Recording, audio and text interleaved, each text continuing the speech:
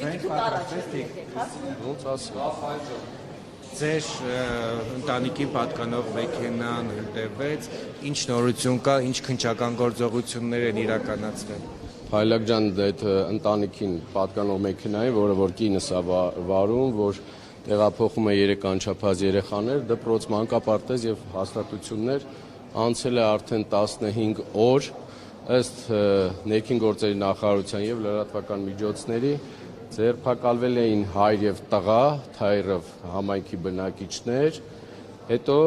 տեղեկություն է տարածվել, որ ծնողին թողել են, իսկ տղային տարել են կալանքի, այսպես ասած, 22 տարեկան երեխա, ես իմ կյանքում երբևիցե շփում չեմ ունեցել, չեմ ճանաչում ով է եւ ինչ որ մոտոցիկլետով հայր ու տղա,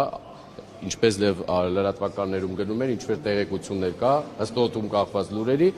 երկուսով են եղել եւ այդ մոտոցիկլետը գտել են իրենց բակում։ Հիմա ոչ ես ճանաչում եմ այդ մարդկանց, ոչ գիտեմ ովքեր են, ոչ էլ առնչություն եմ ունենում։ Դրդապատճառը միանշանակ սա քաղաքական է, քաղաքական հայացքների դեմ է, ոչ մի ուրիշ էս իրենց ասած կոռուպցիոներներ, լափածներ, պաշտոնյաներ, դղյակներ ունեցողներ, այս ամենից իրենց ֆեյք բաները մեզ չկպավ, հիմա անցան ահաբեկչության, սա միայն մեքենա այրել չի, սա իմ տան դեմ ահաբեկչություն է, որը որ տանից 1 մետր հեռավորության վրա էր ու մեր հրշեջները ասում են, եթե չհասցնեք այդ 5 րոպեվա ընթացքում մարել այդ կրակը հարևանների օգնությամբ, այդ մեքենան էլեկտրական մեքենան ու դառնալ կորուստներ ունենալու մեր եւ հարևանների տները այրվելու են ու շատ վատ էր լինելու։ Իրենք ընդունում են, որ իրենք են արել այդ արարքը։ Ես արդեն նման բանը չգիտեմ, դա արդեն ոստիկանության տիրույթում է։ Ուղղակի տարածած, ես դեռ ինձ ոչ մի բան չեն ասել, ոչ, ես սպասում եմ դեռ 15 օր է անցել, ոչ մի բան չկա եւ ասեմ, ցուցմունք տա, չտա, այս մարդը ուղղակի կատարող է։ Ինքը կլիներ կամ ուրիշ մարդ, ոչ մի բան է սա, սրա հետևում կանգնած մի քանի թուրմբռնված թափթփուկներ կան, որոնք ես շատ կասկածներ ունեմ, ես դեռ լռում եմ, ժամանակը կգա, եթե այս իրավական պետության մեջ պատասխաններ չեն ստանա նման մարդիկ, նման թափթփուկները, պատասխանը կլի արդեն ուրիշ տիրույթում։ Ոստիկանությունը ձեր կասկածների մասին հայտնել է, թե ում եք ես ոչ մեկին ոչ մի բան չեմ հայտել, ես սպասում եմ ոստիկանության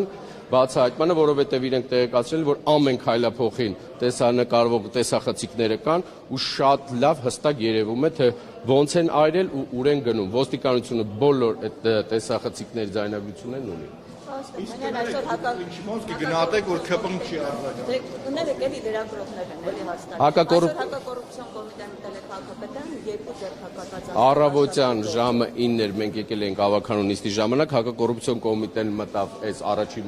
մասնաշենք, Արգիշտի 1, հետո մի 5 րոպե ժամանակ կար,